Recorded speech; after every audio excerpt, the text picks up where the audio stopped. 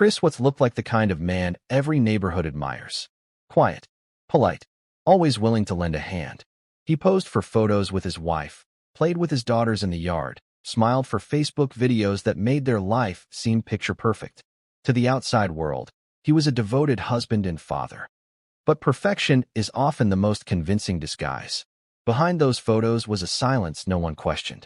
Behind those smiles was a restlessness no one dared to confront. And when the mask began to slip, it wasn't the police who noticed first.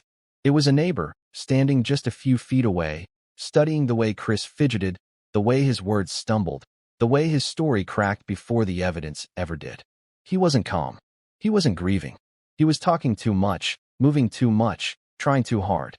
And in a low voice, that neighbor whispered the kind of truth most people ignore. I knew something wasn't right. This is not the story of a stranger breaking in under cover of darkness. This is the story of a man trusted with everything: marriage, children, family, and how he chose to destroy it all. Not with rage in the moment, but with quiet rehearsals of betrayal, carried out in plain sight. So ask yourself this. If the man next door, the man who waves as he backs out of the driveway, can hide something so dark, how well do you really know the people closest to you? On the surface, it looked like the kind of American dream families post about on Facebook. A young couple in love, two beautiful daughters, a well-kept home in a quiet Colorado neighborhood, smiles in every photograph, laughter in every video. To anyone scrolling past Shanann's posts, life in the Watts household appeared secure, affectionate, and full of promise. But perfect pictures don't always tell the whole story, and in this case, they told the story Chris Watts wanted the world to believe. Shanann was born in 1984 in North Carolina, raised in a household that valued hard work, resilience, and family loyalty. Her parents taught her early on that nothing worth having came without struggle. She was bright, outspoken, and fiercely determined. But her life wasn't easy. From a young age, she fought chronic health challenges, including lupus, a disease that often left her drained and in pain. Many people might have let that diagnosis define them, but Shanann refused to allow illness to dictate her story. She poured herself into work and personal growth. She became a fighter, building a reputation as someone who could face obstacles head-on and keep smiling through the storm. Even as her body betrayed her at times, Shanann found ways to reinvent herself.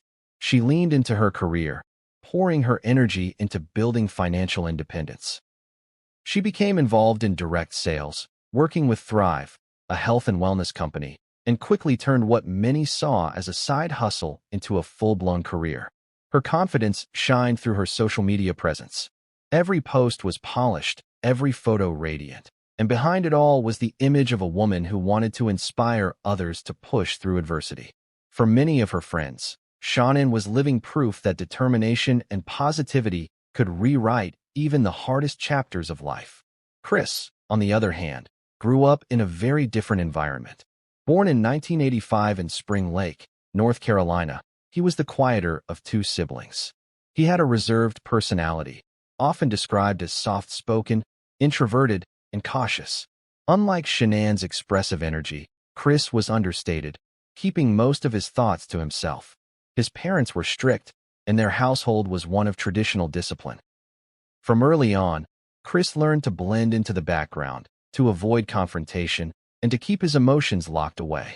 He was methodical, careful, and obsessed with control, the kind of man who found comfort in routine and silence. But that same silence hid deep fractures. His parents, especially his mother, never fully accepted Shanann. They thought she was too outspoken, too demanding, too independent for their son. The tension between Shanann and Chris's parents would simmer for years, creating a rift that never healed. And while Chris rarely spoke out against his family, he absorbed their resentment quietly, carrying it with him into his marriage. When Shanann first met Chris in 2010, it wasn't love at first sight. At that time, she was still recovering from a failed marriage and navigating her health struggles. She wasn't sure if she even wanted to let someone new into her life. But Chris was patient. He was quiet but attentive, offering stability when she felt uncertain. On Facebook, Shanann later recalled that she almost ignored his friend request, convinced she didn't have the energy to date again. But something, whether fate or persistence, led her to give him a chance. And soon, she discovered that Chris wasn't like anyone she had dated before. In the early days, he seemed to embrace her challenges rather than run from them. He sat with her during doctor's visits. He learned about her lupus. He made her feel safe in a way she hadn't felt in years. For a woman who often felt misunderstood, Chris's calm presence felt like comfort. Their relationship moved quickly, and within 2 years they were married. Shanann saw Chris as her second chance, the partner who would stand by her side no matter what life threw at them. Together, they began building what looked like a perfect life. Their social media feeds became highlight reels, smiling selfies, vacation photos, videos of Chris playing with their daughters. Their first child, Bella, was born in 2013, followed by Celeste in 2015. Shanann doted on them, recording milestones and sharing family updates with an audience of friends and acquaintances. She showcased Chris as the picture-perfect husband and father, always present, always supportive. From the outside, it seemed idyllic. Neighbors in Frederick, Colorado, saw a loving family moving into a new home in a developing subdivision.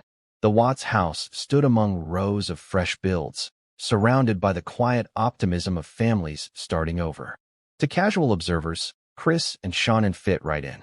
She was the friendly, social mother who waved to neighbors and shared stories of her girls. He was the quiet father who worked long hours as an oil field operator, coming home to tuck his daughters into bed. Yet beneath the surface, differences lingered. Shanann was outgoing, social, and driven, while Chris was reserved, private, and often withdrawn. Their marriage depended heavily on appearances. Shanann's Facebook posts painted a narrative of bliss, affectionate captions, gushing about her husband's devotion, playful videos of their children singing or dancing. But what she posted online didn't always match what happened when the cameras were off. Friends later recalled that Chris seemed emotionally distant, even cold at times, but Shanann never stopped trying to make the relationship appear whole. She worked tirelessly, not only to support the family financially, but to project an image of unity. For Shanann, appearances weren't just vanity, they were survival. Coming from hardship, living with illness, she clung to the belief that positivity could shape reality. If she showed the world a strong marriage and a happy family, perhaps it would become true. Chris, meanwhile, seemed content to let her take the lead in shaping their image. He rarely challenged the way she presented their life online, but privately he grew more withdrawn, more detached. Still, for years, the cracks were invisible. To friends, they were the couple who had it all. To Shanann's social media followers, they were proof that love, hard work, and determination could overcome anything. Even the children reflected that image. Bella, with her gentle voice and shy smile, adored her father. Cece, lively and full of energy, was her mother's shadow. Together, the girls were the center of Shanann's world, the heartbeat of every post and every plan for the future. The Watts family had become a performance, not in the sense of fakery, but in the way most families curate their lives for others to see. Shanann's optimism filled the screen, Chris's silence filled the background, and their children filled the space in between. Onlookers believed what they saw, a perfect life in a perfect home. But like all performances, it depended on the audience not looking too closely. What made this story so haunting wasn't that it appeared ordinary, but that it appeared enviable. Neighbors saw nothing to fear. Friends saw nothing to question. And Shanann herself, ever determined to believe in her family, pushed forward with unwavering faith that her love and hard work would hold everything together. The truth about the Watts family isn't that they seemed perfect. It's that they seemed normal. And that's why what happened next would shake people to their core, because if it could happen here, it could happen anywhere. To neighbors, the Watts family looked steady and predictable. A well-kept lawn, 2 little bright girls. Shanann waving brightly when she came home from a work trip, Chris standing quietly by the car, nodding in greeting before retreating inside. They blended into the quiet rhythms of suburban life. And for most people on that street, there was no reason to look closer. Yet beneath that normal facade, the reality of their marriage was changing in ways no Facebook post could reveal. Chris Watts had always been quiet, but now his silence carried weight. At work, he was known as reliable, clocking in early and finishing every task. At home, he was harder to read. Friends described him as polite but distant, someone who avoided eye contact and rarely spoke unless asked a direct question. His calm demeanor once seemed like steadiness. Now, it looked like absence. What Shanann painted online, affectionate captions, clips of Chris laughing with the girls, rarely matched what neighbors saw in person. Finances were a constant shadow. The couple had purchased a large home in Frederick, a house that represented a dream, but also a heavy burden. Bills piled up, credit cards stretched thin, and medical expenses from Shanann's lupus added to the weight. Shanann pushed herself harder in her Thrive business, often traveling, recording polished videos, and encouraging others with a smile that masked her exhaustion. Chris never complained openly, but the resentment brewed quietly. He didn't argue. He withdrew. Silence replaced conversation. Distance replaced connection. Parenting widened the divide. Shanann managed everything with precision: doctor's appointments, medication schedules, meal plans. She was meticulous, ensuring her daughters were cared for down to the smallest detail. Bella's gentle shyness, Cece's boundless energy. Both girls thrived under their mother's attention. Chris was present physically, often captured in Shanann's videos playing with the girls, yet when the camera turned off, his energy dimmed. He was there, but not truly there. Friends began to notice that while Shanann carried the household like an engine, Chris hovered more like a passenger. Social media told a different story. Shanann posted about Chris with pride, calling him the best husband, thanking him for his support. Videos showed her daughters climbing into his lap, his arms around them, his smile fixed just long enough for the recording. To her audience, their marriage looked steady, even enviable. But those who lived close by described something else: a husband often expressionless, a man who looked as though his mind was elsewhere, even as his wife worked tirelessly to keep the dream alive. Shanann's independence was growing. She traveled for work. She built networks of friends. She envisioned a future with financial stability and opportunities for her girls. That growth should have drawn Chris closer, but instead it seemed to push him further away. For him, control lay in retreating, in holding back words, in withholding emotions, in living a life that appeared whole but felt increasingly fractured. For her, the answer was to fight harder, to post more love, to show more gratitude, to hope that faith and effort would hold them together. This was the dual world of the Watts family. A public image of stability and affection, and a private reality of silence and distance. Shanann's optimism filled their online life, while Chris's detachment drained their private one. Together, they projected unity, but inside their home the cracks widened daily. Social media showed a husband and wife holding hands. Reality showed a woman fighting alone to keep her family together, while her husband quietly vanished into a secret life. One story was admired. The other remained hidden, until the truth forced its way into the light. How well do you know what happens behind your neighbor's front door? The family you wave to, the children you watch play. How much of it is real, and how much is just the picture they need you to believe? Every secret has a beginning.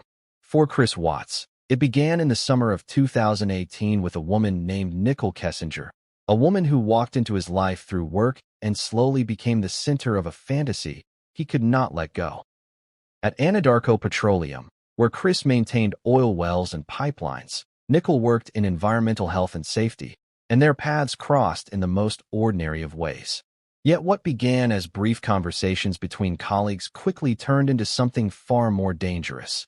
A relationship that would unravel a marriage, fracture a family, and pave the road to tragedy. Nicole was 30 years old, ambitious, and educated.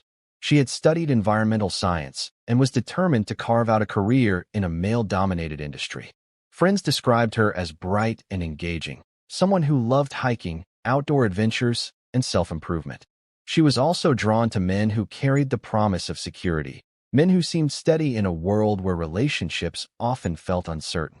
Chris, with his quiet demeanor and his steady job, looked like stability wrapped in silence. He seemed safe, trustworthy, and unlike the chaos of the men she had dated before. What she did not see, or perhaps what she chose not to confront, was that this very steadiness was the disguise of a man already living a double life. Their connection began innocently. Small talk in the office, questions about work. But it didn't stop there. Chris pursued her quietly, answering her curiosity with attention he no longer gave his wife. Soon, they were talking outside of work, sharing text messages late at night, and building a secret rhythm that grew more intoxicating by the day. To Nickel, he presented himself as a man trapped in a loveless marriage, a husband misunderstood by a wife who didn't see him. He painted Shanann as controlling, demanding, and cold. It was the classic story told by men who want sympathy, but for Nickel, it felt real. She believed she was offering him comfort and freedom. The affair deepened quickly. Chris and Nickel took secret trips together, driving to trails and sand dunes, checking into hotels, living in moments that felt stolen from another life. In photographs later recovered, they looked carefree, smiling at each other as though no obligations weighed them down. In his phone, text messages revealed his transformation. He told her she made him feel alive again, that he wanted to build a future with her, that he was ready to start over. She responded in kind, sending him photos, encouraging him, asking questions about when he would separate from Shanann. In their private world, it was easy to believe that a new life was already within reach. But what Chris gave to Nickel, he took away from Shanann. At home, his words grew shorter, his silences longer. Shanann noticed the difference. She wrote to him, pleaded with him, told him she felt him slipping away. She asked him to talk, to open up, to tell her what had gone wrong. He offered little in return. While Shanann posted photos of family vacations and videos of their daughters dancing in the living room, Chris was sending messages to another woman, telling her that she was his future. The contrast was devastating. To the world, he looked like a husband distracted by work. To Shanann, he looked like a man she no longer recognized. To Nickel, he looked like the answer she had been searching for. Investigators would later uncover the digital trail of their affair. Phone records showed hours of calls, some stretching past midnight. Google searches revealed questions about marrying his mistress and how much it cost to plan a wedding. There were searches for vacation spots, for apartments, for a life outside the walls of the home he shared with Shanann and the girls. Every search was a brick in the fantasy he was constructing, a fantasy that demanded the erasure of the life he had already built. For Chris, the relationship was not just about passion. It became a form of escape, a way to convince himself that happiness existed only if he abandoned everything behind him. Shanann represented obligations, bills, and responsibility. Nickel represented possibility, desire, and freedom. In that twisted calculation, his wife and children became obstacles instead of family. And slowly, obsession took the place of affection. For Nickel, the relationship seemed promising. She asked Chris about divorce. She pressed him for timelines. She wanted to know when he would be honest with Shanann, when he would step into the new life he promised. She believed his words, that he was already separating, that the marriage was dead, that Shanann was simply the last piece of paperwork in a life he was ready to leave behind.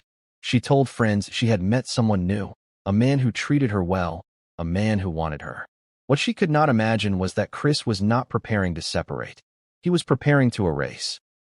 Shanann, ever hopeful, continued to fight for her marriage. Even as she sensed his detachment, she believed love could heal. She texted him heartfelt messages, posted affirmations about family, and tried to show gratitude for even the smallest gestures. She wanted the marriage to work, wanted her children to grow up in a home filled with love, not silence. She carried the hope of their unborn son, Nico, believing that new life could bring renewal. But the husband she was fighting for was already gone, consumed by a secret he would not surrender. The dual life weighed on Chris. By day, he played the role of the quiet father, standing in photographs, taking the girls to birthday parties, nodding politely at neighbors. By night, he whispered promises to another woman, telling her she was his future, imagining a world where his past simply ceased to exist. He was not just betraying Shanann. He was rehearsing a lie so complete that it demanded a catastrophic end. Affairs are not born in silence.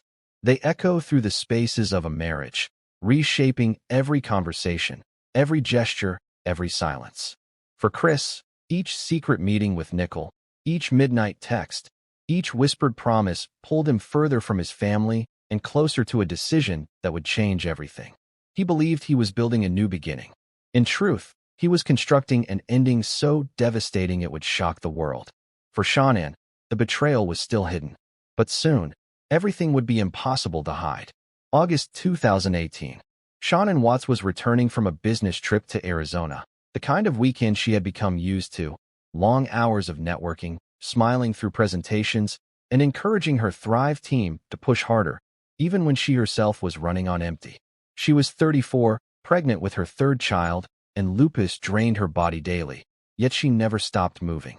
Her friends saw her as a fighter, her colleagues as a leader, and her family as the heart that held everyone together. Still, even fighters get tired. By the time her plane touched down in Colorado just after midnight on August 13th, Shanann was worn thin. Nicole Atkinson, her close friend, picked her up from the airport. In the quiet of the car ride back to Frederick, Shanann confided small pieces of her worry. She talked about Chris's distance, about how he seemed like a man slipping further away no matter how hard she tried to hold on. But she also spoke with determination, clinging to the hope that their marriage could be mended, that the baby she carried, little Nico, might be the thread that stitched their family closer again.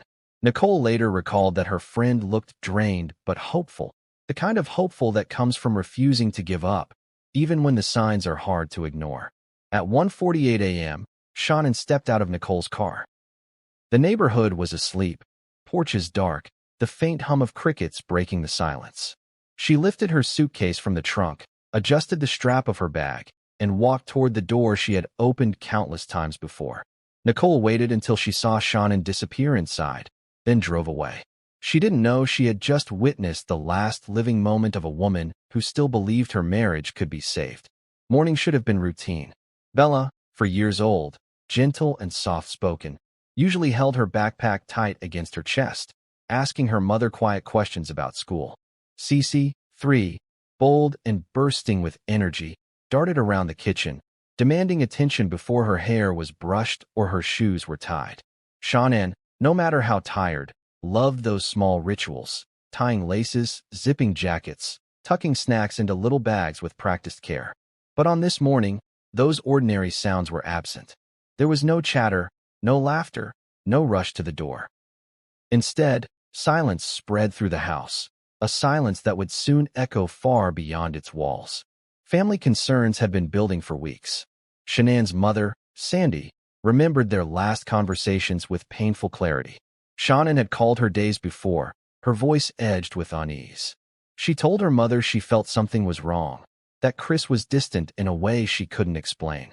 She shared her hope that Nico's arrival would pull them back together, that the joy of new life might bring Chris closer. Sandy reassured her, telling her not to give up, that marriages had seasons, that things could get better. But later, after everything, Sandy replayed those words again and again, wishing she had recognized the urgency in her daughter's tone. That morning, unanswered messages began piling up. Friends texted Shanann, expecting her usual quick replies, but none came. She missed a doctor's appointment she had been careful to schedule, something deeply out of character for her. Nicole Atkinson tried calling repeatedly, each unanswered ring deepening her dread. For Nicole, who knew how responsible Shanann was, the silence didn't feel like rest. It felt like danger. By late morning, her worry had hardened into action, and she began calling Chris directly, pressing him for answers he didn't give. The details inside the house would later feel like silent witnesses. Shanann's phone sat on the nightstand, still plugged into its charger. Her purse rested near the door, untouched. Her shoes lined up neatly where she had left them, ready for the day that would never come. These objects, so ordinary, became ominous in hindsight. They spoke of a woman who had not planned to leave, a woman whose life had been interrupted before the morning even began. Even in her last days, Shanann's will to fight for her marriage was clear. She had written Chris messages, asking him to talk, pleading for him to open up. In one, she wrote, "I don't know how we fell apart, but I still believe in us." She wasn't ready to give up. She was still trying to bridge the silence, still holding on to the man she thought she had married, still believing that her love might be enough. But those words, filled with hope, were falling into a void. Chris was already living somewhere else, not physically, but emotionally, in a world that no longer included her. Bella and Cece were the anchor that kept Shanann moving forward. She adored them with every ounce of her being, and in every video she posted, her love radiated. Bella's shy songs, Cece's bursts of laughter, their endless affection for one another. They were her joy, her purpose, her reason to fight. On this final morning, their absence was deafening.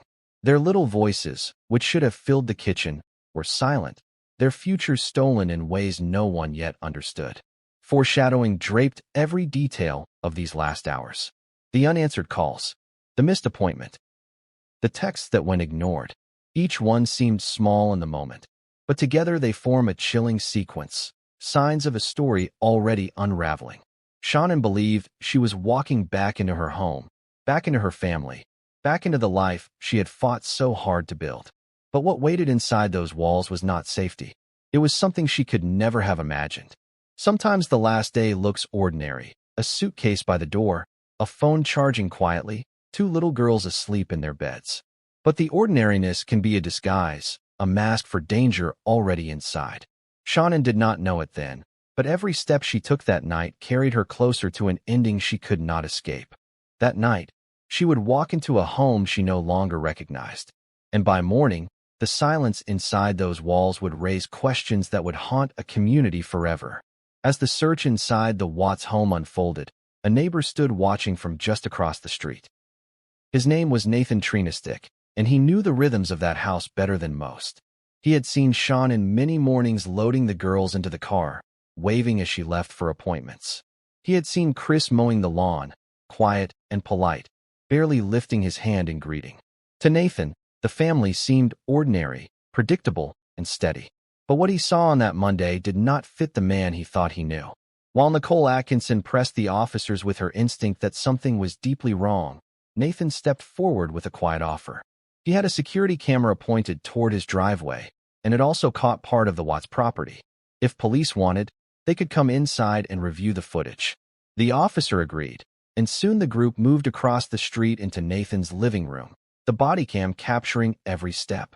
Chris followed them, talking quickly, filling the air with nervous explanations, as if he was as eager to see the footage as they were. On the television screen, the video flickered to life. Grainy but clear enough, it showed the early morning hours of August 13th. Chris's truck backed into the garage, its large frame blocking most of the view. The video showed Chris moving back and forth, carrying things in and out of the house.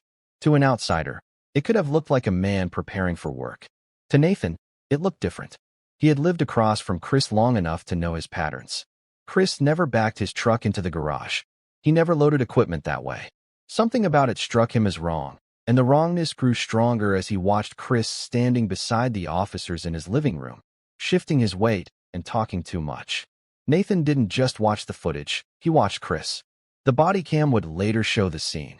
Chris standing with his arms crossed, then uncrossed, rubbing his neck, glancing at the television, glancing at the officers, words spilling from his mouth in a rush.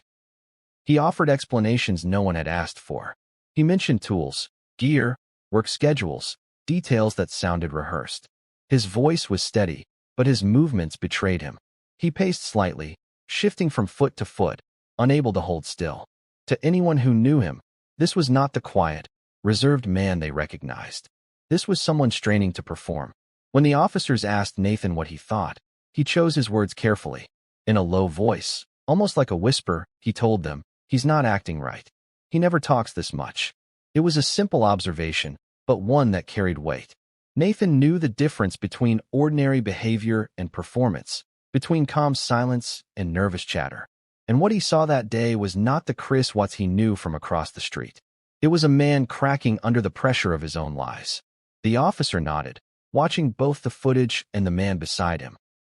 Chris kept talking, offering small theories about where Shanann might have gone, suggesting possibilities that grew thinner with each sentence. He said maybe she had left with a friend, maybe she had gone on a playdate, maybe she had simply needed space. But none of it matched the evidence already collected. Shanann's purse, her phone, her car, her medication, all still inside. A pregnant mother with lupus, 2 small children, and no transportation. It was impossible. For Nicole, standing nearby, the frustration was written on her face. She had known Shanann for years, had been the one to drive her home that night, had seen her walk through that door. She knew her friend, knew her habits, knew her devotion to her daughters. And she knew without a doubt that Shanann would never leave them. Watching Chris explain, watching him gesture at the screen, Nicole felt her certainty harden. The man beside her was lying. The tension in that living room was subtle but sharp. On the surface, everyone was polite. A husband cooperating, a neighbor offering help, officers calmly reviewing the facts. But beneath the politeness was unease. Chris's body language betrayed what his words tried to cover. The officer's quiet questions carried suspicion just beneath the surface. And Nathan's whispered comment lingered in the air like a warning no one could ignore. When the officers left Nathan's house, they already carried more than footage. They carried the first seeds of suspicion, planted not just by the video but by the way Chris had behaved in front of it. For trained investigators, body language speaks louder than rehearsed words. And in those minutes, Chris had revealed more than he realized. Back at the Watts home, Chris continued his performance. He spoke to neighbors, offered reassurances, shook his head and practiced worry. He told officers he would cooperate fully, that he wanted nothing more than to find his family. He even gave interviews to the media, standing on his porch with cameras rolling, pleading for Shanann and the girls to come home. But those who watched closely saw something else. His words carried no urgency. His eyes avoided the lens. His body seemed stiff, rehearsed. It was not the raw grief of a husband who had lost his family. It was the performance of a man trying to sell a story. The contrast was impossible to ignore. Nicole's frantic urgency, Nathan's quiet suspicion, Chris's nervous chatter, and the silence of the house behind them, holding the answers none of them could yet see. The weight of that silence grew heavier by the hour, pressing down on everyone who stepped inside. The children's toys sat untouched. The kitchen counters were clean. The master bed smelled faintly of detergent from freshly washed sheets. Every detail looked normal, but nothing felt normal. The truth of a crime does not always reveal itself in blood or broken glass. Sometimes it appears in the smallest details: a truck parked the wrong way, a husband talking too much, a neighbor whispering that something isn't right. On that day in Frederick, the investigation hadn't yet uncovered bodies or confessions, but it uncovered a performance unraveling in real time. Chris once believed he was holding control, that his calm voice and steady smile would protect him. But the mask was already cracking. And what investigators didn't know then was that the collapse of his story was only days away. Nathan Trinastich's living room was cool and dim, the blinds half drawn against the August glare, and the soft hum of the air conditioner filled the pauses no one wanted to leave empty. A coffee mug left a faint ring on the end table, the television's quiet buzz waiting for the source to load, and an officer adjusted his body cam while another set a small notebook near the remote. Nicole Atkinson stood near the doorway with her arms folded tight, phone in her hand, eyes fixed on the screen as if staring hard enough could bring Shanann home.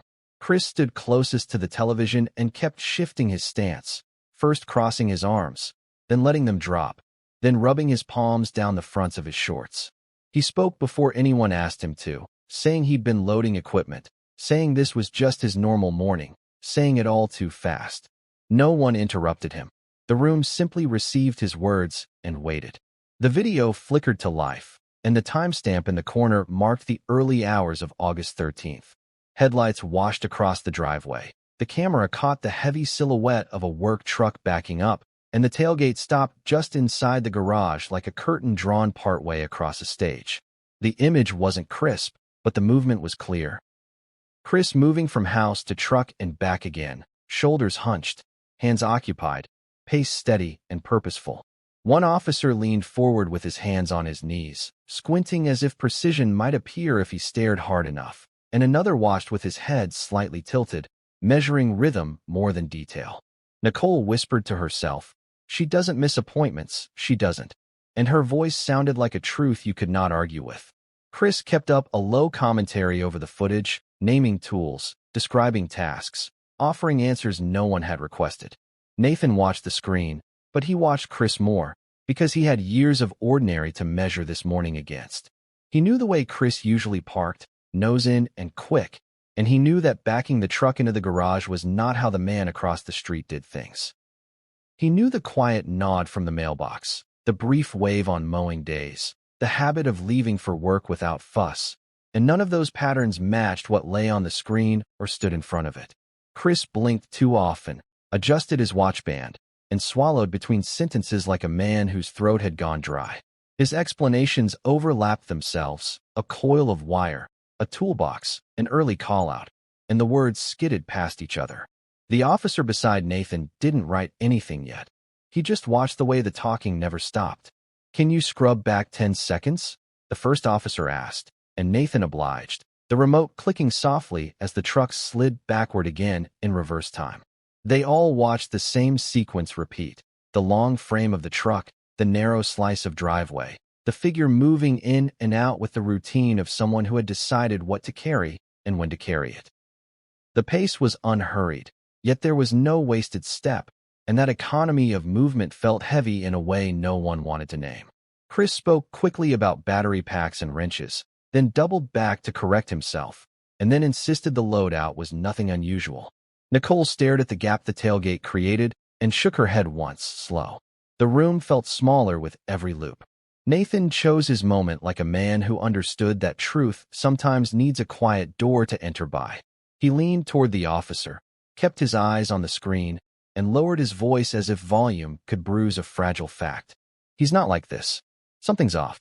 The words weren't dramatic, yet they landed with weight, because they came from a neighbor who had no reason to lie and every reason to remember ordinary things.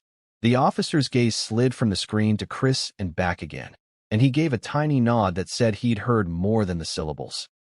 Outside, a delivery truck rattled past and was gone, and the air conditioner clicked to a deeper hum. "Walk me through your morning one more time," an officer said, and the request sounded simple, but the room listened for seams. Chris obliged with speed. Up early, packed gear, sent a text, headed out, and his hands kept finding things to touch: a pocket, a phone face, the seam of his shirt. He had a nervous half-laugh that arrived at the ends of sentences like a period he didn't trust, and he repeated small details as if abundance could stand in for certainty. The officer didn't challenge. He just let silence open after answers, and in that space the false notes rang louder.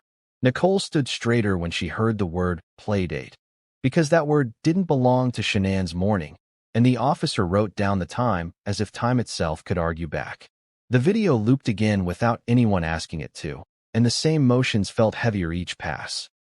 The living room had the gentle smell of old coffee and clean carpet, and dust hung in the narrow bands of light where the blinds didn't quite meet. Somewhere in the kitchen, a refrigerator motor kicked on, steady and indifferent, and a ceiling vent ticked as the AIC cycled. The ordinary sounds made the scene feel stranger, because ordinary had already failed them once today, and now every common thing felt like a witness. Chris shifted his feet, and the floorboard under the rug gave a tiny complaint. He smiled quickly at no one in particular, and then looked back to the screen like a student pretending to follow a lesson he had memorized rather than learned. Nicole's phone lit with another unanswered text, and she turned it face down, because hope can hurt when it refuses to ring. The officer asked Nathan to pause, and the paused frame held them all in the same frozen breath. Nathan cleared his throat and tried again, not to accuse but to mark a difference. He said Chris didn't usually talk this much, didn't usually explain unless asked, didn't usually stand with his weight rocking from heel to toe like he couldn't find a place to settle. He pointed, not at the truck, but at the space the truck hid, that wide back opening that turned the garage into a mouth you couldn't see inside. The officer wrote that down, too, not because it proved anything, but because a pattern noted early can save time later. Nicole murmured, "Her car is here, her phone is here, her purse is here," and the list was a litany that stripped every escape route from the story. No one argued with her.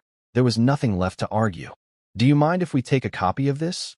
the officer asked, and Nathan nodded and reached for a thumb drive he kept in a drawer with spare batteries and old keys. Chris said they could take anything they needed, said he wanted to help, said again that he just wanted his family back, and each sentence sounded like it had been practiced alone in a hallway. The officer thanked Nathan, pocketed the drive, and let another moment of silence stand between the screen and the people in front of it. Silence did not bother Nathan. He had built his judgment out of quiet for years. Silence seemed to itch against Chris's skin.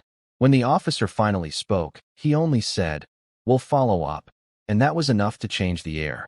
They stepped out into the hard daylight, and the heat felt like a wall rising off the pavement.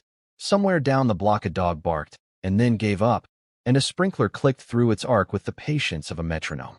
The officers traded the kind of glance that doesn't need words, because men and women who do this work learn to speak in small looks and shorter notes. Nicole kept close, her worry steady, her voice low as she asked what came next and what she could do and whether someone would please check the bedrooms again. Chris walked a step ahead, turned back with a quick smile that missed his eyes, and opened his hands as if the gesture itself could turn doubt into trust. He was still performing helpful, and helpful looked thinner now that the first doubt had a place to stand. The house across the street stared back with its closed garage and its shut blinds, and it told them nothing. You don't always need proof to feel the truth. Sometimes your mind notices what your mouth can't quite say, and pattern does the talking your lips won't. You know your own kitchen in the dark because the chair is where it should be, and you know a song is wrong when a beat lands half a second late, and you don't need a metronome to prove it. That is what happened in Nathan's living room. A neighbor recognized the wrong beat in a man he had only ever known by a simple rhythm. The truck parked the way it never parked, the talking that never stopped, the hands that couldn't find rest, and the story that kept filling silence as if silence were dangerous. Intuition is not magic, it is memory counting. And that counting began to tip the scale. Back inside the Watts house, the officers moved with more purpose, because once a scale tips you start testing weight, and you start asking smaller questions that don't sound small anymore. Why were the sheets so freshly washed? Why was the phone left charging when the calendar said she had a doctor's appointment? Why was the car in the garage when the children never left without it? Chris answered, and he answered, and he answered, and each answer carried that half laugh at the end like a small apology to the air. Nicole washed his hands more than his mouth now, because hands are honest in a way words aren't, and his were busy without reason. The officers did not accuse him. They simply kept standing still and letting his words wear themselves out. The stillness did more work than any accusation could have done.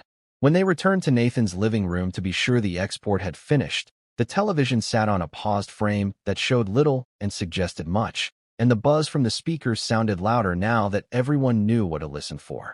Nathan handed over the drive, and the officer thanked him with the kind of quiet gratitude people reserve for strangers who choose to step forward.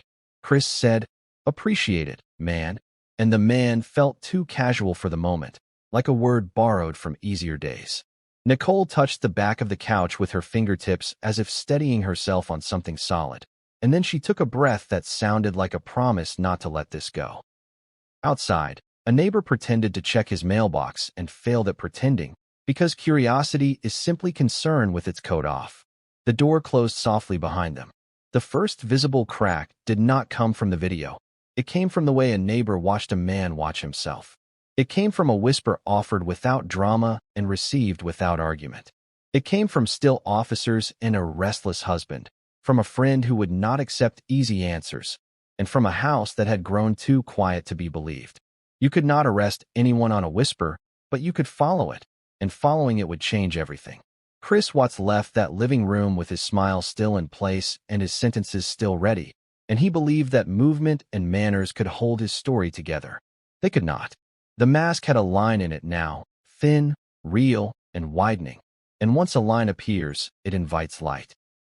The investigation would chase that light into darker rooms, and the story he had built would not survive the next few days. The question no longer lived in if, it waited in when, and when was coming fast. By late afternoon on August 13th, the contradictions in Chris Watts' story were growing louder than his words. He told officers Shanann had left the house with Bella and Cece, yet her car sat motionless in the garage, the car seats still buckled in place. He said she had taken the girls to a playdate, but their favorite blankets and toys lay untouched in the living room. He suggested she had gone somewhere to clear her head, yet her purse, ID, and credit cards were neatly placed near the stairs, as if she had planned to return in minutes. Most telling of all, her phone, her lifeline, her constant tether to friends and family, still rested on the nightstand, plugged into its charger. A woman pregnant with lupus, 2 small children, and not a single item she would ever leave behind. The evidence was standing still, but Chris kept moving. He paced through the house, offering explanations before anyone asked for them, stacking reasons like bricks he thought could build him protection. Maybe she went out with the kids, he said, then seconds later added, maybe she's at a friend's. His sentences stretched thin, looping back on themselves, too many words where fewer would have carried weight. An officer wrote notes quietly, letting Chris talk, because sometimes the best way to test a story is to let it repeat until it trips. Nicole Atkinson, standing nearby, could barely contain her frustration. Her eyes tracked him as he moved, and when she spoke, it cut through his performance. Her car's here. Her purse is here. She wouldn't leave like this. Unlike Chris, Nicole didn't explain in circles. She simply stated facts. By the next morning, the case had reached the news. Reporters descended on the Watts neighborhood, microphones in hand, cameras rolling, neighbors whispering behind half-drawn blinds. Vans lined the street, their satellite dishes pointing skyward, as if trying to pull answers from the air itself. The quiet Colorado cul-de-sac, once filled with the ordinary rhythms of sprinklers and school drop-offs, became a stage. Chris Watts stepped into the lights. Standing on his porch, he faced the cameras with folded arms and measured words. He pleaded for Shanann and the girls to come back, his voice steady, his sentences rehearsed. On paper, his words read like concern. On camera, they felt hollow. The glare of the television lights caught the nervous shine on his forehead. His body betrayed him before his voice ever could. He rocked slightly on his feet, glanced away from the lens, swallowed hard between answers. When asked what he missed most about his daughters, he paused for too long, then replied with a line that sounded borrowed rather than lived. I miss their laughter. His expression never softened. His eyes stayed dry. He smiled at odd moments, a quick twitch at the corners of his mouth, as though his face had not been told what his words were meant to convey. Viewers watching at home leaned forward in disbelief. They noticed the absence of tears, the stiffness of his posture, the lack of urgency in his tone. On social media, the comments piled up. Why isn't he crying? Why does he look so calm? He doesn't look right. It wasn't just investigators who saw the performance. It was the public, strangers with no connection to Shanann who recognized that something in Chris's demeanor felt wrong. Neighbors who had known him as quiet and polite now whispered among themselves that the man on the screen did not match the man across the street. Inside the police station, detectives studied his interviews with professional detachment. They didn't need emotion to believe him. They needed consistency. And his account was collapsing under its own weight. He claimed Shanann had taken the children, but her medication was still there, a medication she never missed. He claimed she had driven off, yet her car and car seats never moved. He claimed she was upset, but her last text to friends spoke of hope, of working on the marriage, of fighting for the life they had built. The contradictions multiplied until even his calmest words could not bridge them. Meanwhile, Shanann's family spoke through their grief, grounding the story in truth. Her father told reporters his daughter would never abandon her children, that she was devoted, loving, and full of fight. Her brother described her excitement about the new baby, about building a life filled with stability and love. Her mother remembered the last phone calls, the unease in Shanann's voice, her hope that Chris would come back to her, her determination not to give up. Every word they spoke rebuilt Shanann's humanity, reminding the world that she was not just missing. She was a daughter, a sister, a mother, and a woman carrying the weight of hope until the very end. Chris gave another interview, standing again on his porch, repeating his plea for his family's return. If you're out there, come back. The house isn't the same without you. His arms folded tight across his chest, his shoulders rounded forward. He delivered the words, but they carried no urgency, no tremor of grief, no desperation. To neighbors watching, it sounded like someone reciting lines. To investigators, it sounded like a story rehearsed too many times. Objects do not lie. A car in the garage, a purse by the stairs, a phone on the nightstand. They all spoke louder than the husband standing under the cameras. Shanann had not left by choice. She had not taken her children away from their home. Every detail inside the house shouted contradiction. Every object became a silent witness. Chris Watts' story bent under the weight of those objects. And once a story bends, it does not straighten. It breaks. But his story would not survive the next 48 hours. The man who stood on his porch, pleading for a family he had already destroyed, was about to face the collapse of his mask and the truth that could no longer be hidden. 2 days after Shanann and the girls were reported missing, investigators decided the time for patience was over. Chris Watts had been polite, cooperative, and eager to explain himself, but his story did not stand against the facts. He said his wife left with the children, yet her car never moved from the garage. He said she might have taken them to a friend's, but her purse, phone, and medication were all still inside. He stood on his porch asking for their return, but the interviews felt like a performance. Detectives needed more than words. They needed pressure, and on August 15th, they asked Chris to take a polygraph test. He agreed, perhaps believing his steady tone and practiced calm could carry him through one more stage. The polygraph room was small and plain, designed to strip distraction away. Fluorescent lights hummed above, and the blinds were drawn tight.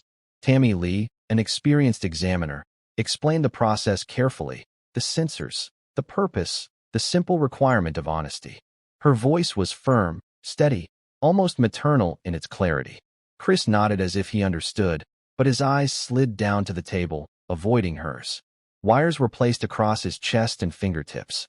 The sound of Velcro pulling closed seemed louder than it should have been, and his breathing quickened as each strap tightened around his body. He leaned forward, clasping his hands, his posture stiff with effort.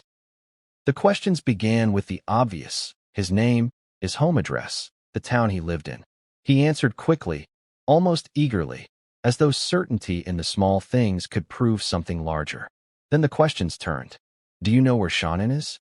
Did you cause her disappearance? Are you lying about the last time you saw your daughters? His answers came without hesitation. No, no, no. But the machine tracked more than sound. It traced the rise and fall of his chest, the tremor in his pulse, the electric response of skin under strain. Every denial carried pressure. Every attempt at calm registered as contradiction.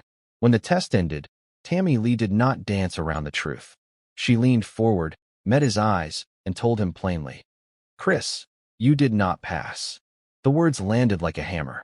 For the first time, his body betrayed him openly. He exhaled sharply, looked down at the table, rubbed his hands across his face. His jaw tightened, and his silence stretched too long.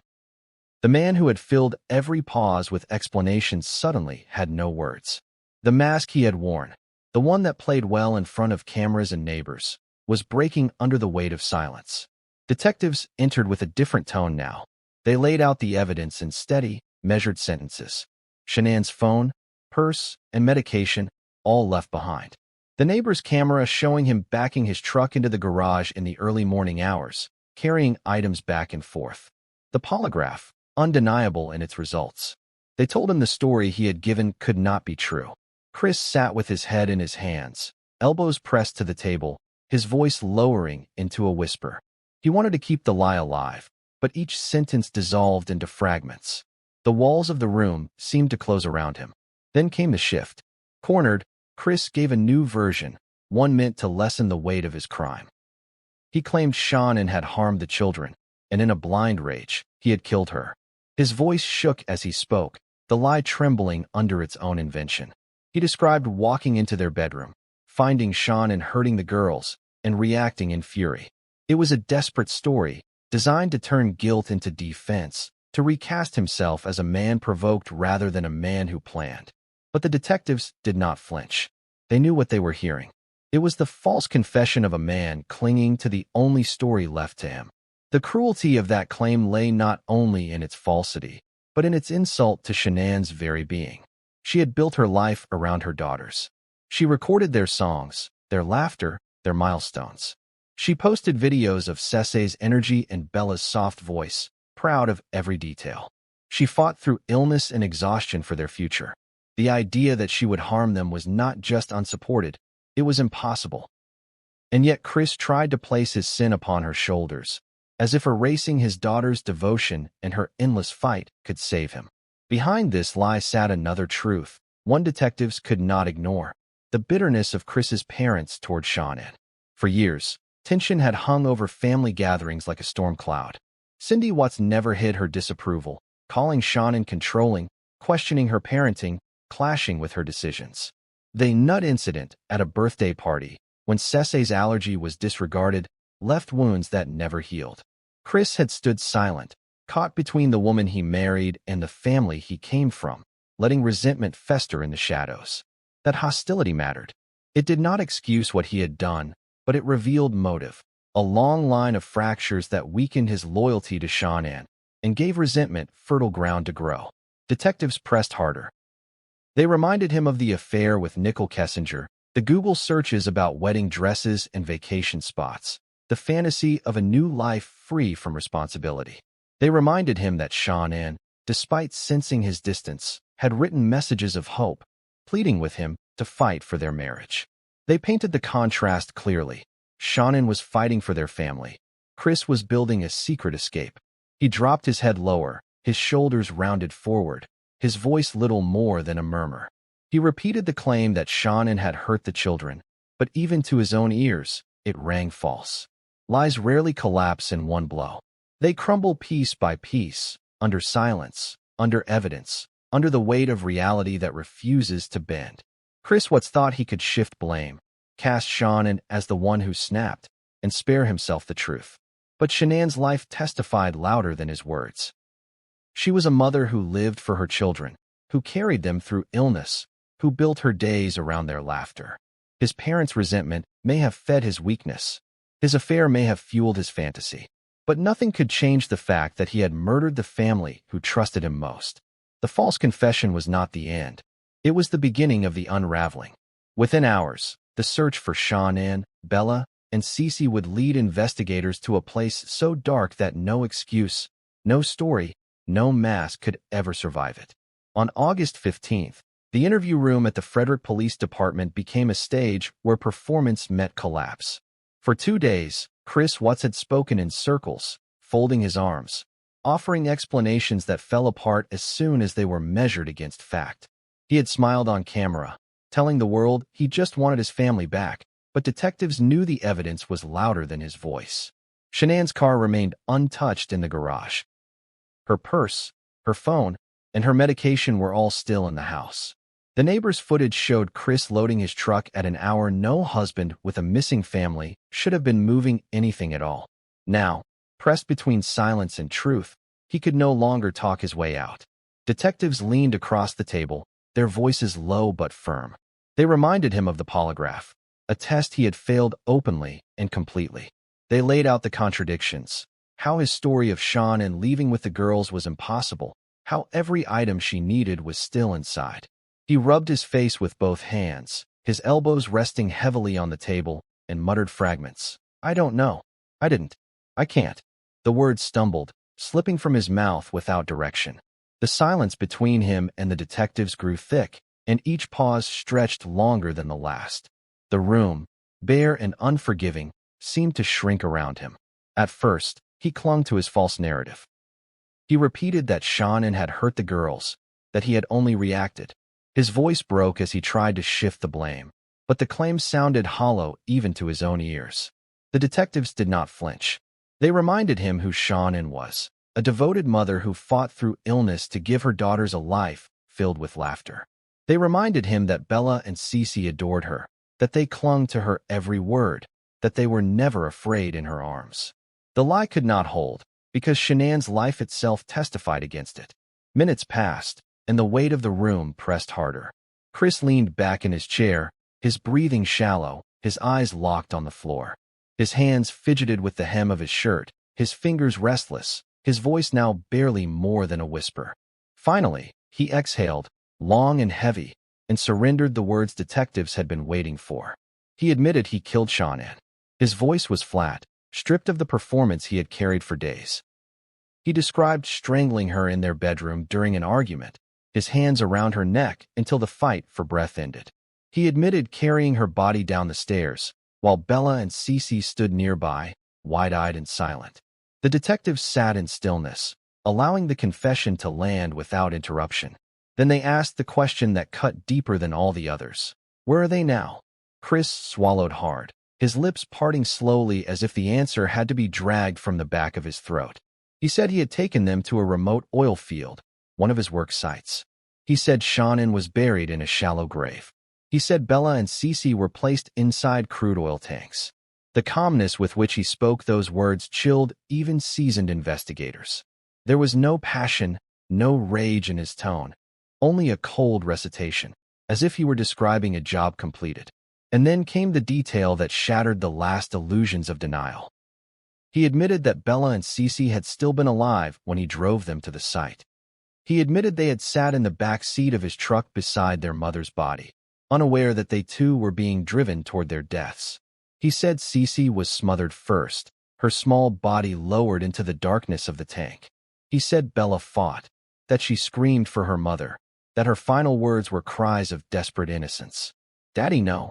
The words broke the air like glass, and even years later, they echo as the most haunting detail of the case. The detectives did not look away, but their silence held weight. They knew they were hearing not just confession, but devastation. They knew no motive, no resentment, no fantasy could explain a father smothering the children who trusted him completely. Chris shifted again, his shoulders hunched, his head bowed, his voice fading. He described sealing the tanks, covering Shanann's grave, driving away as if he could bury both the evidence and the guilt beneath the Colorado dirt. But the truth he had hidden in silence was now out, spoken in a voice that sounded almost detached from the horror it described. Hours later, investigators arrived at the oil site Chris had described. The sun beat down on the empty landscape, the horizon stretching wide and unforgiving. Boots crunched on gravel, radios crackled with static, and the massive tanks loomed like steel sentinels. They found the disturbed soil where Shanann had been buried, her body still carrying baby Nico within her. They recovered Bella and Cece from the tanks with painstaking care, their small forms handled with reverence by officers who understood they were carrying more than evidence. Each recovery was both procedure and mourning, each moment silent except for the sound of wind moving across the field. News of the discovery broke quickly, and the hope that had filled the community turned to grief. Neighbors stood in driveways, tears streaming as they stared at the Watts home. Reporters, who had covered countless tragedies, spoke with voices subdued by the cruelty of the revelation. Social media filled with photos of Shanann's smile, Bella's songs, Cece's laughter, reminders that behind the headlines were lives now ended. Strangers across the country wept for a woman who had fought for her marriage, for daughters who trusted too deeply, for a family destroyed by the man who was meant to protect it. This was not a crime of passion. Passion burns hot and ends as quickly as it begins. What Chris Watts committed was colder, more deliberate. It was a performance of control, rehearsed in silence, carried out step by step until the curtain dropped.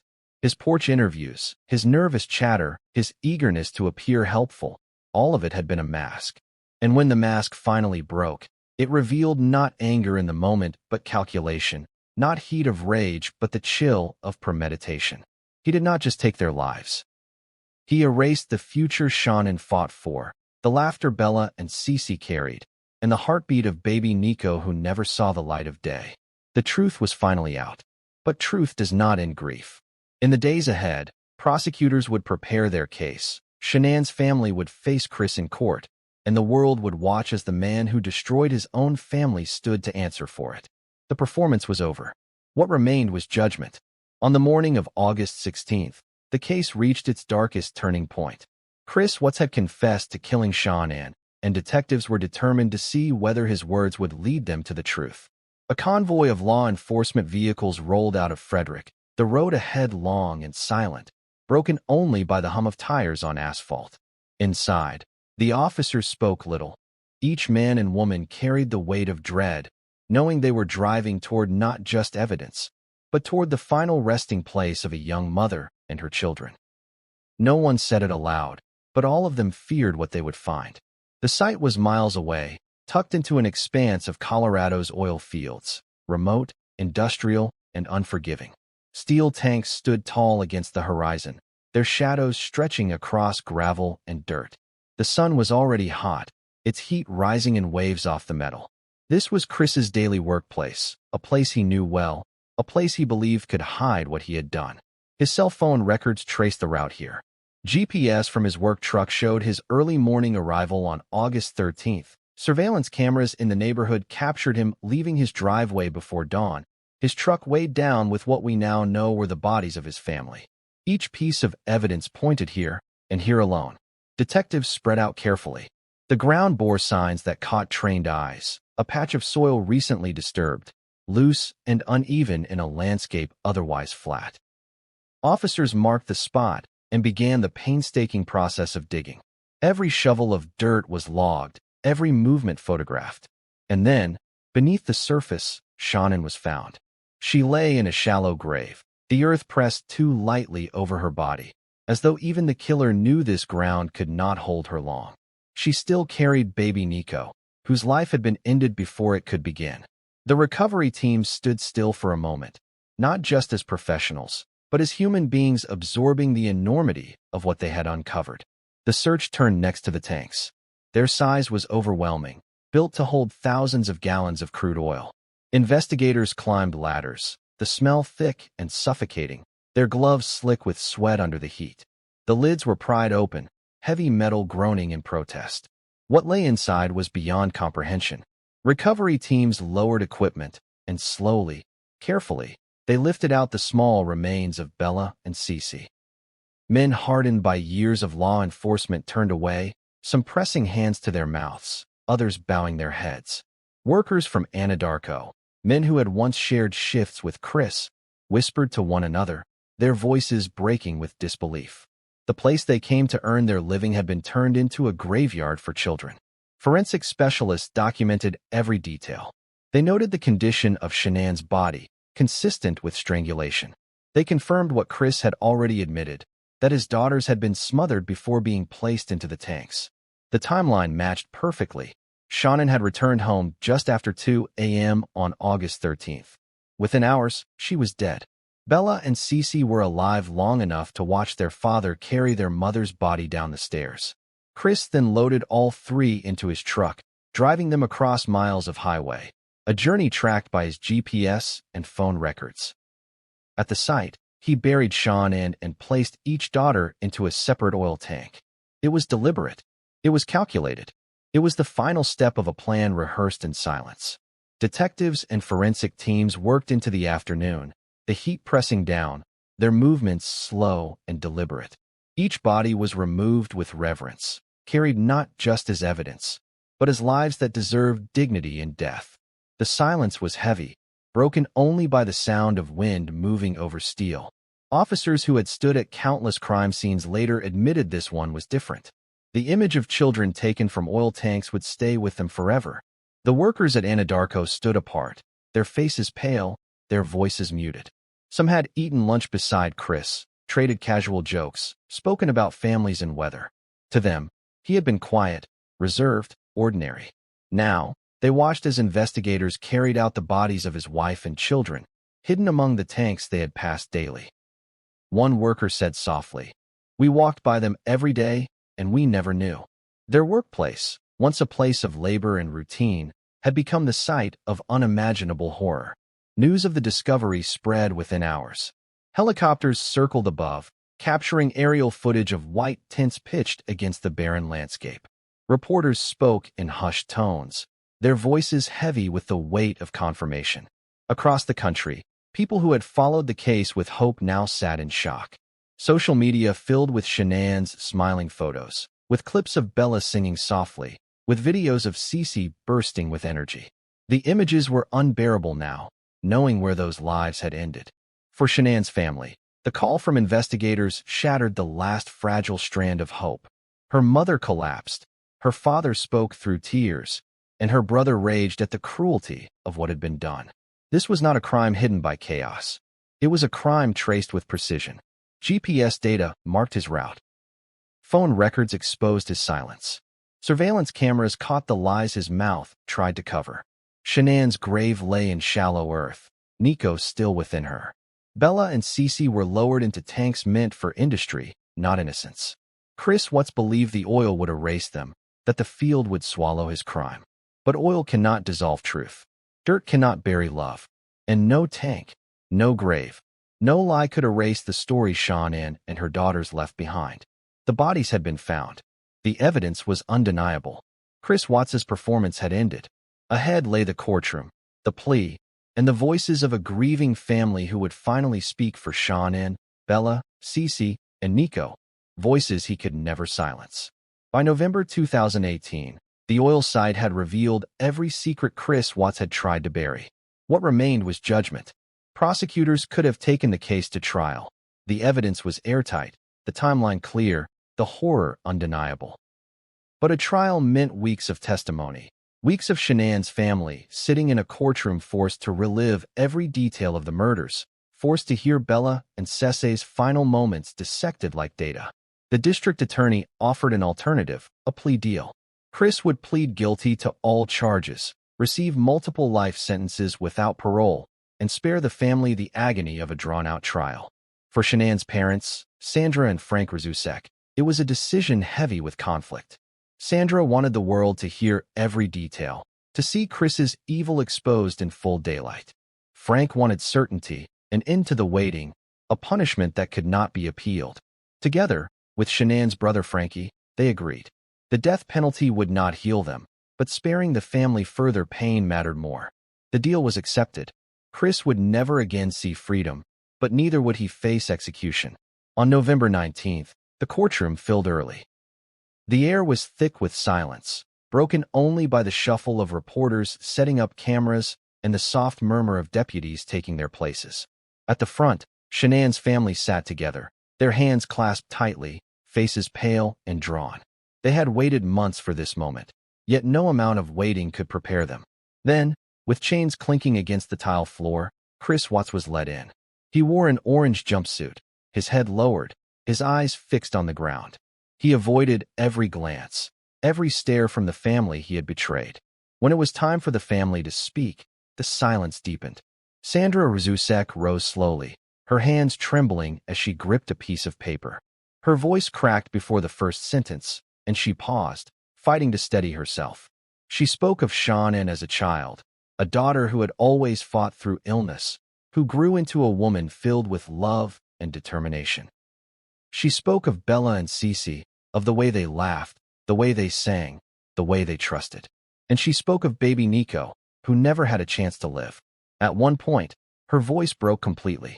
She pressed a hand to her mouth, and the courtroom sat in silence as she wept. Then she whispered, barely audible, "Why them? Why her? Why my babies?" Frank Razusek followed, his grief quieter but no less heavy. He stood tall, but his voice shook as he spoke. He reminded Chris that he had once been welcomed into their family, trusted as a son-in-law, given the gift of their daughter's love. That trust, he said, had been destroyed in the cruelest way possible.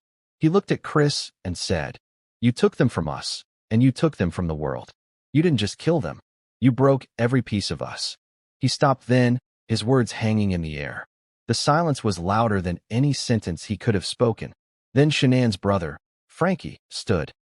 His anger had been waiting for this moment, and it surged now, raw and unfiltered. His fists clenched at his sides, his voice rising as he stared at Chris. He spoke of how Bella and Cece had adored their father, how they had trusted him as their protector, their hero. And he said Chris had turned himself into the very monster they feared in their final moments.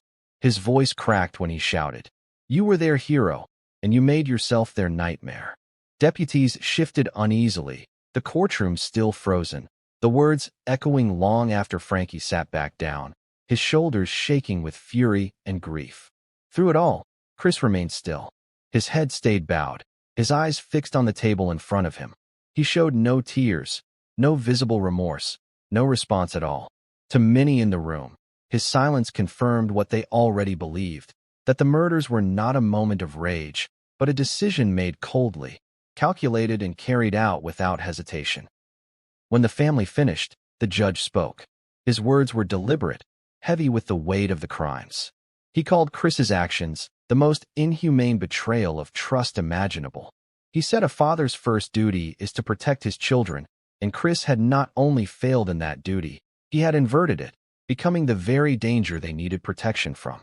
He said Shanann's murder was already cruel beyond measure, but to take Bella and Cece's lives, to place them in oil tanks, was, in his words, the most despicable act of selfishness this court has ever seen. Each sentence landed like a hammer, spoken not just for the record, but for history. The sentence was formal, yet absolute. 5 life sentences without the possibility of parole, 3 of them to run consecutively. 48 years for unlawful termination of pregnancy. 12 years each for tampering with bodies. Chris Watts would spend the rest of his life in prison, with no chance of release, no appeal, no end but death within the walls of a cell. Deputies moved toward him, placed hands on his arms, and began to lead him out. The chains clinked again, his head still lowered, his voice silent. The law had spoken, but justice felt incomplete. Shanann's family had spoken their grief, their anger, their disbelief, but no sentence could bring back what had been lost. A plea deal meant the truth came without a trial, but it also meant the world would never hear the full story in Chris's own words. He offered no answers, no explanation for why his fantasy of freedom was worth the annihilation of 4 lives. He chose silence in court, just as he had chosen silence in the face of Shanann's pleas for honesty. And in that silence lay the true nature of his crime. Not passion, not madness, but control, absolute, cruel, and final. Chris Watts left the courtroom to begin his life behind bars. But Shanann's family walked out carrying grief that would never end. Their voices had spoken for her, for Bella, for Cece, for Nico. And though the law had closed the case, the questions he refused to answer lingered, haunting reminders of love betrayed, and a story the world would never forget. When the sentence was handed down and Chris Watts was led away in shackles, Frederick, Colorado, did not return to normal. The town stood still, caught between disbelief and sorrow. This was a place where children rode bikes in cul-de-sacs, where neighbors waved from driveways, where people trusted that their homes were safe. And yet, inside one of those homes, a husband had ended the lives of his pregnant wife and daughters. The shock settled into the air like fog, heavy and unshakable.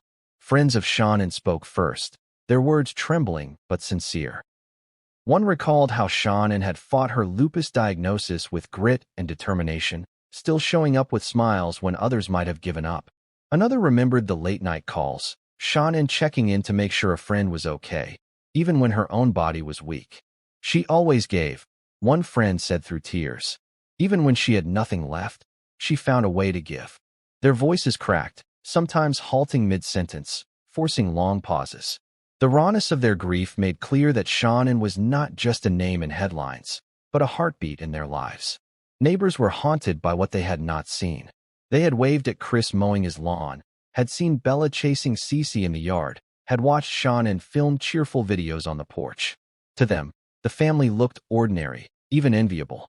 After the murders, those same neighbors asked themselves hard questions. How did we miss it? How could this happen right next door? One admitted softly, I saw him that morning, moving back and forth from the truck, and I didn't think much of it. Now I can't stop replaying it. Parents in the neighborhood clutched their children tighter, struggling to explain how the man they'd once trusted had become a monster inside his own home. The images that surfaced after the case added to the weight of grief. Shanann, beaming with joy as she announced she was pregnant with baby Nico. Bella, standing shyly but proudly as she sang, My daddy is a hero. Cece, bounding through rooms with laughter that seemed too big for her small body. And Shanann again, holding her girls close, her voice filled with love in every video. Each clip, once ordinary, now carried unbearable meaning. Friends and strangers alike wept watching them because they revealed what had been lost, not just lives, but futures, birthdays, graduations, weddings, all erased in silence. The community gathered at candlelight vigils, their hands cupped around small flames that flickered against the night. The smell of melted wax hung in the air, mingling with the sound of quiet sobbing. Photos of Shanann and her daughters lined the steps of the church, flowers placed beneath them, teddy bears tucked gently into corners. One mother whispered to her child, Say good night to Bella and Cece, before letting the little one place a candle beside the photos.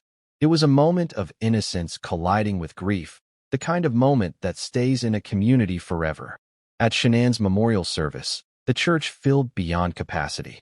People pressed into aisles, leaned against walls, and gathered outside under a cold sky, listening through speakers.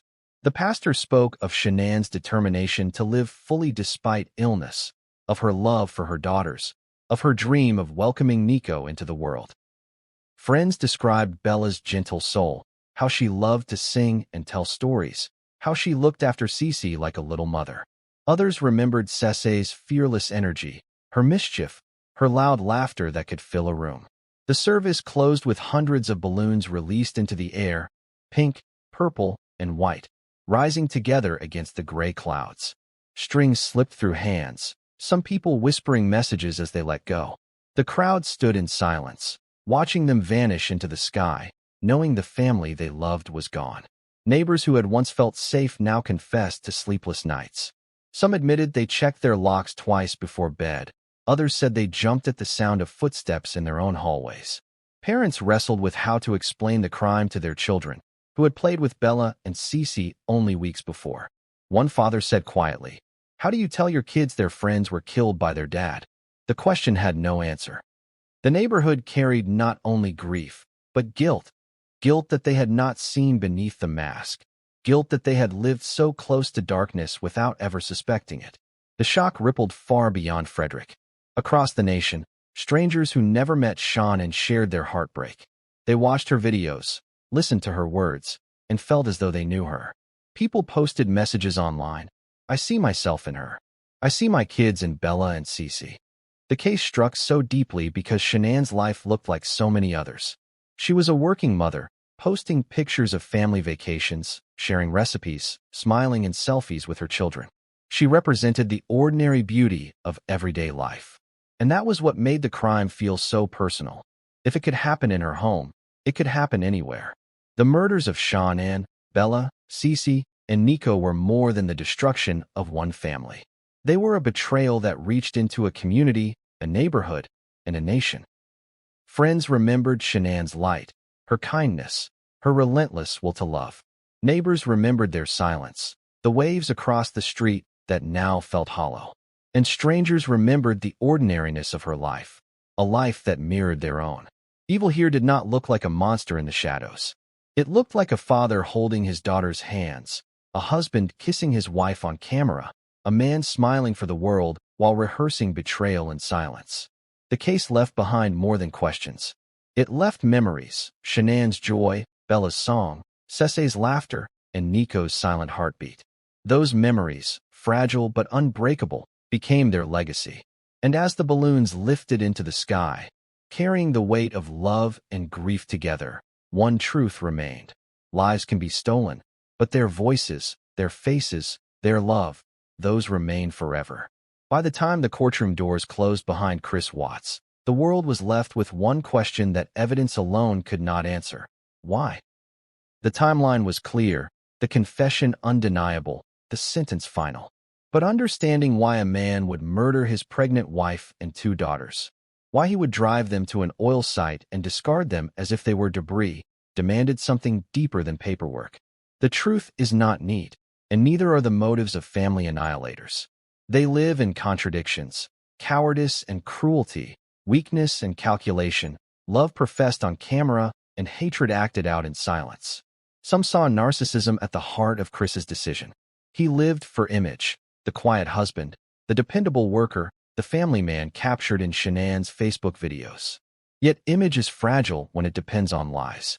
Narcissists crave control and admiration, and when reality threatens to break the mask, they do not reveal the truth.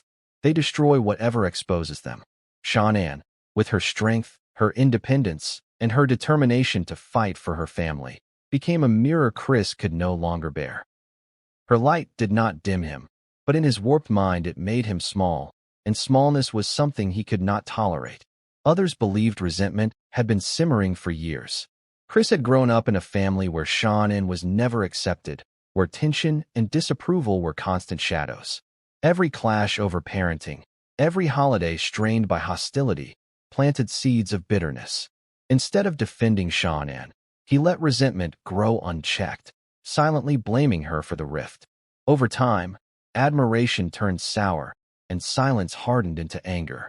Resentment does not explode suddenly. It corrodes slowly until the person you once loved feels like an enemy. By the summer of 2018, Chris's silence was no longer just withdrawal. It was preparation. But perhaps the most dangerous ingredient was fantasy. When Chris began an affair with Nicole Kessinger, it was not just infidelity, it was escape.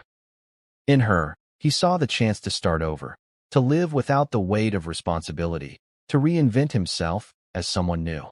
He Googled vacation spots, wedding plans, and a life where Shanann, Bella, Cece, and unborn Nico did not exist. Fantasy, when left unchecked, becomes more intoxicating than reality. And once Chris stepped fully into it, his family became obstacles to be erased, not people to be cherished. The horror is that his daughters were alive in the truck beside him, still calling him daddy, while he drove them toward the site he had already chosen. Psychologists analyzing the case pointed out that Chris fit the mold of many family annihilators. Men who appear ordinary, polite, and even timid in public, but who live double lives behind closed doors. They are not monsters who reveal themselves in bursts of rage to strangers. They are fathers reading bedtime stories, husbands mowing lawns, co-workers eating lunch quietly. Until the moment they decide control requires destruction. Their families become extensions of their own ego, and when they feel trapped, they erase them to preserve the fantasy of freedom. It is not just violence. It is control, carried out step by step until nothing remains but silence. Chris's actions reveal this pattern clearly. Strangling Shanann was not only murder, it was silencing. Smothering Bella and Cece was not only killing, it was erasure. Placing them in oil tanks was not only concealment, it was the ultimate act of control, deciding how they would be found, how their story would be told, how long his lies might survive. Each decision was cowardly, yet calculated. Weakness made him avoid honesty. Cruelty made him annihilate. And calculation made him believe he could stand on his porch and plead for their return without the mask ever slipping. So what was it? Hatred? Weakness? Or the emptiness of a man who could not face himself? Hatred alone cannot explain why he kissed Shanann on camera only weeks before strangling her. Weakness cannot explain the careful way he chose a remote site he knew well. And emptiness, the hollow absence where empathy should have been, cannot explain everything. But it may explain why fantasy seemed easier to him than truth. In that void, Chris rehearsed a new life, and to step into it he chose to erase every voice that told him who he really was. The psychology of Chris Watts does not soothe grief, nor does it offer clean answers. It exposes contradictions that make us uneasy. The quiet man who smiled with his daughters in public, then smothered them in private. The husband who pretended to reconcile, then planned their annihilation. The father who let his daughter sing, "My Daddy is a Hero," then became her nightmare. Experts can name the traits: narcissism, resentment, fantasy, control, but none of those terms fill the silence Shanann's family carries. None erase Bella's final cries. None make Cece's laughter less haunting in hindsight. Chris Watts will never leave prison, but the pathology that drove him should never be forgotten. Evil did not wear a mask of rage in this case. It wore the smile of an ordinary man, rehearsing betrayal while holding his daughter's hands. His silence in court was not just avoidance. It was the final act of a life built on control. But Shanann's voice, recorded in videos and messages, survives. Bella's song survives. Cece's laughter survives. And though Nico never drew breath, his name survives too. Their lives remind us that while one man chose erasure, love itself cannot be silenced. And that love, stronger than narcissism, louder than resentment, brighter than emptiness, is their true legacy. When the doors of the courtroom closed and Chris Watts disappeared into prison walls, the story did not end. For Shanann's friends, her family, and the countless strangers who came to know her only through videos and photographs, the fight was no longer about justice. It was about memory. It was about refusing to let Shanann, Bella, Cece, and Nico be remembered only for the way they died.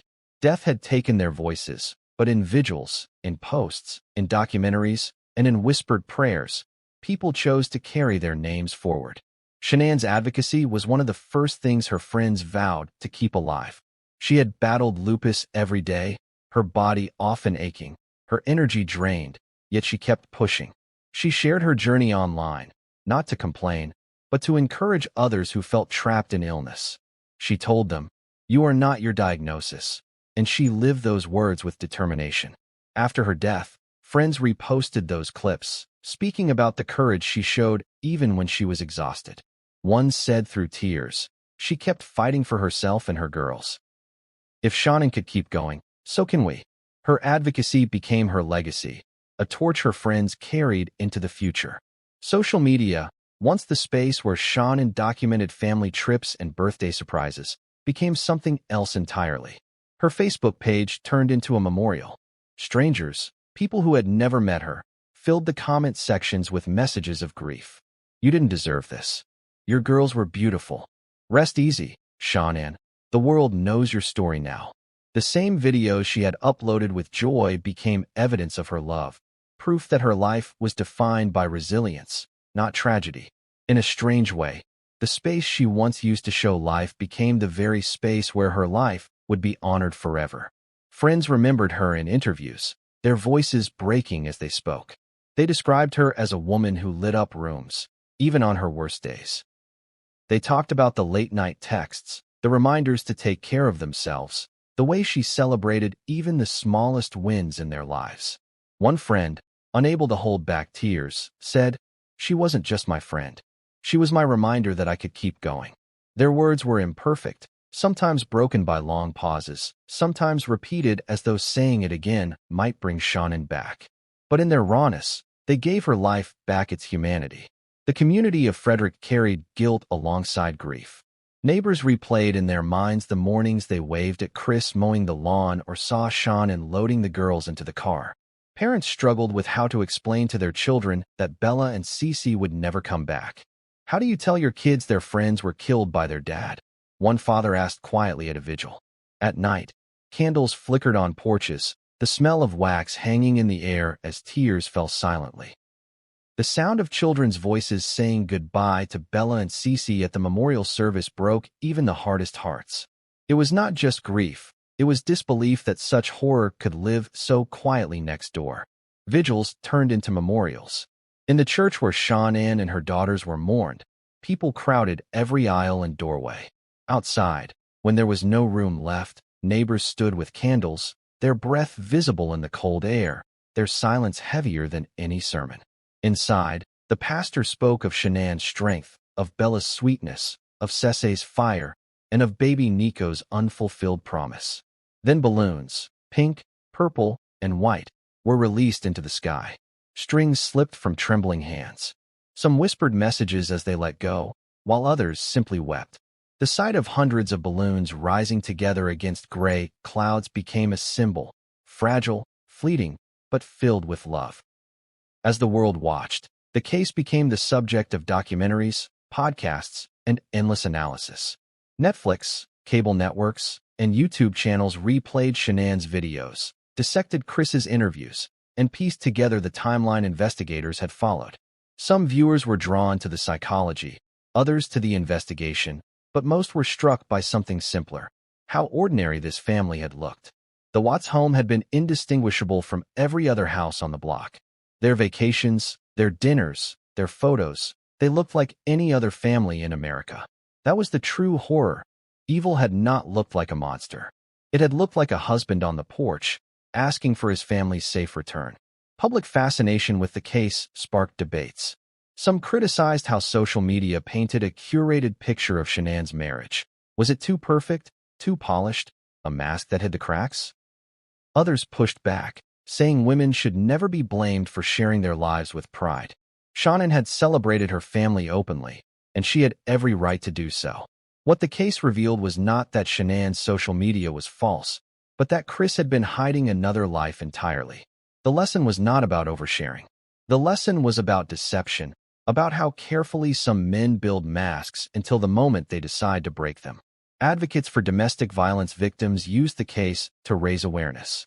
They spoke about control, about how resentment and silence can be red flags as dangerous as raised voices. They reminded people that abuse does not always look like bruises. Sometimes it looks like withdrawal, like secrecy, like a partner who quietly creates a double life. The Watts case became a reference point in seminars and campaigns, a tragic reminder that vigilance matters, that instincts should be trusted, that silence can be deadly. But beneath the lessons and the debates, grief remained. Shanann's friends admitted they still expected her to call, still half-hoped to see her name light up their phones. Neighbors said they still replayed the sight of Chris fidgeting on Nathan's CCTV footage, realizing only in hindsight that it had been the mask slipping. Strangers who had never met Shanann confessed they rewatched her videos not for the crime, but for the joy in her smile and the sound of her daughter's laughter. Memory became ritual, a way of keeping her alive in the only way left.